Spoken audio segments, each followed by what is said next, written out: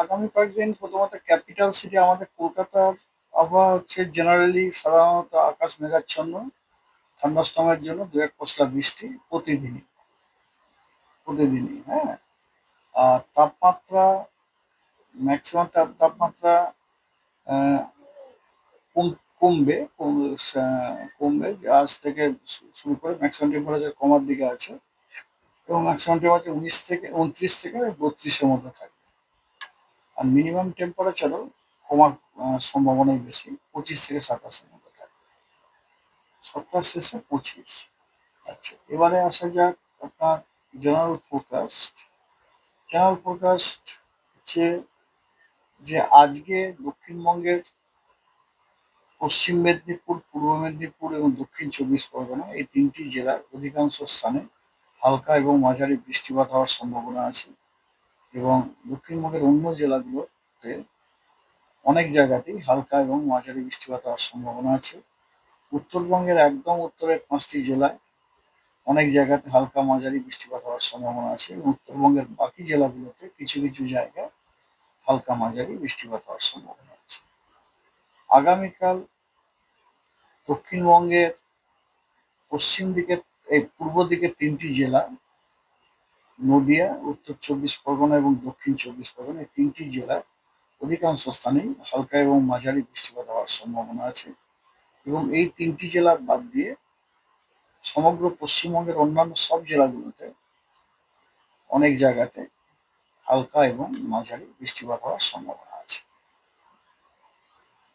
21, 22, 23, 24, 25 এই পুরো 5 দিন দক্ষিণবঙ্গের প্রত্যেকটা জেলাতেই অধিকাংশ স্থানে হালকা এবং মাঝারি বৃষ্টিপাত হওয়ার সম্ভাবনা আছে, হোয়াইট স্প্রেড রেনফল হওয়ার সম্ভাবনা আছে। আর উত্তরবঙ্গের সবকটা জেলায় অনেক জায়গায় হালকা এবং মাঝারি বৃষ্টিপাত হওয়ার সম্ভাবনা আছে, অর্থাৎ ফেয়ারলি হোয়াইট স্প্রেড ডিস্ট্রিবিউশন। এবার আসা যাক ওয়ার্নিং এ। আজকে দক্ষিণবঙ্গের বেশিরভাগ জেলাতেই বিক্ষিপ্তভাবে দু এক জায়গায় থান্ডারস্টর্ম, লাইটনিং এবং ঝোড়ো হাওয়া ঘন্টায় 30 থেকে 40 কিলোমিটার বেগে থাকার সম্ভাবনা আছে। ব্যতিক্রম হচ্ছে মুর্শিদাবাদ, বীরভূম, পশ্চিম বর্ধমান এবং পুরুলিয়া, এগুলোতে কোনো রকম এরকম সতর্কবার্তা নেই। তবে উত্তরবঙ্গের সব জেলাতেই বিক্ষিপ্তভাবে দু এক জায়গায় থান্ডারস্টর্ম, লাইটনিং এবং ঝোড়ো হাওয়া থাকার সম্ভাবনা রয়েছে। আর জলপাইগুড়ি এবং আলিপুরদুয়ারে এর সাথে সাথে দু এক জায়গায় ভারী বৃষ্টিরও সম্ভাবনা আছে বিক্ষিপ্তভাবে।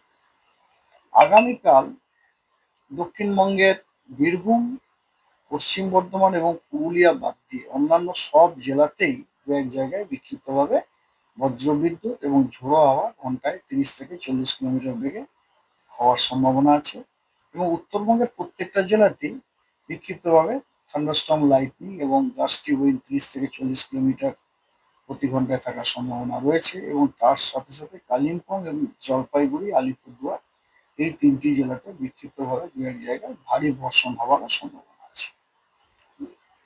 21 তারিখে দক্ষিণবঙ্গের সব জেলাগুলোতেই বিক্ষিপ্তভাবে থান্ডারস্টর্ম, লাইটনিং এবং ঝোড়ো হাওয়া ঘন্টায় 30 থেকে 40 কিলোমিটার বেগে বইবার সম্ভাবনা আছে, এবং তার সাথে পূর্ব বর্ধমান, দক্ষিণ চব্বিশ পরগনা এবং উত্তর চব্বিশ পরগনা এই 3টি জেলাতে বিক্ষিপ্তভাবে দু এক জায়গায় ভারী বর্ষণ হওয়ারও সম্ভাবনা আছে।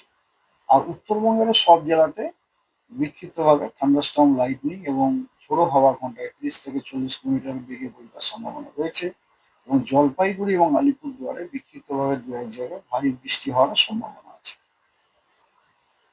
আর এদিকে উত্তর চব্বিশ পরগনা, দক্ষিণ চব্বিশ পরগনা, পূর্ব মেদিনীপুর এখানেও বিক্ষিপ্তভাবে ভারী বর্ষণের সম্ভাবনা আছে।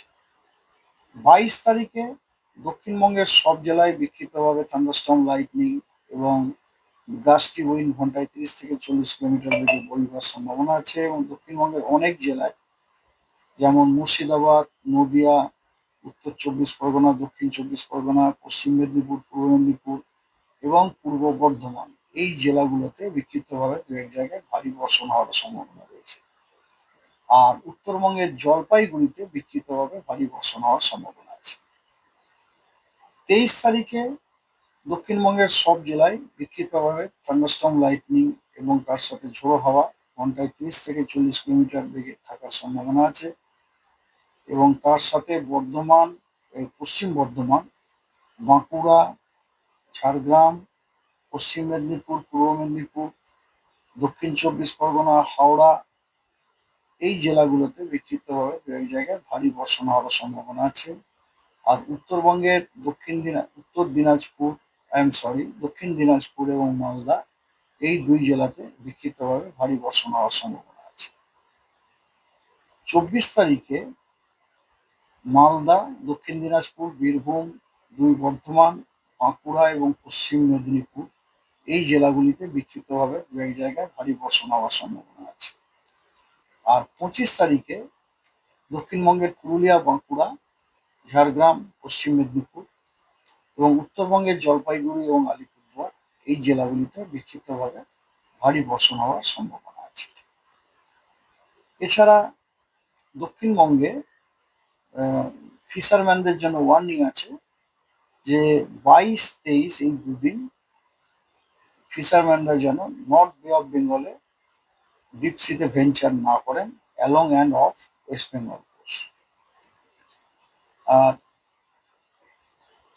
পসিবিলিটি অফ লাইটনিং এবং স্পেশালি কিন্তু ওপেন ফিল হওয়ার সম্ভাবনা আছে। এবং তার জন্য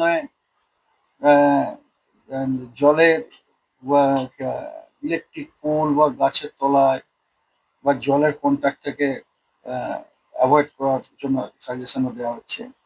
এবং উত্তরবঙ্গেও আপনার যে ভারী বৃষ্টির জন্য যে পসিবল ইম্প্যাক্ট, সেগুলো হচ্ছে ওয়াটার লগিং লো লাইং এরিয়াতে এবং আন্ডারপাস রোডে। আর ভিজিবিলিটি কমে যাওয়ার সম্ভাবনা আছে, ট্রাফিক কনজেশন হওয়ার সম্ভাবনা আছে। That's all. এই যে ঝোড়ো হাওয়া আর ভারী বৃষ্টি কিছু জায়গায়, এর কারণটা কি? এগুলো তো থান্ডারস্টর্মের সাথে হচ্ছে। অ্যাকচুয়ালি যখন থান্ডারস্টর্ম হয় না, তখন থান্ডারস্টর্মের লাস্ট পর্যায়ে একটা ডাউন ড্রাফট হয়। ডাউন ড্রাফট কি হয়, ওপর থেকে আপনার বৃষ্টির সমেত ইয়েগুলো পড়ে, আর সেটা পড়েই খুব জোরে চলে যায় আর কি। ওটাকে আমরা আমাদের ভাষায় বলি ডাইভারজেন্স। ডাইভারজেন্সের নিয়মই হচ্ছে তাই, যেখানে পড়ে যত দূরে যায় স্পিড জোরে জোরে বেড়ে থাকে।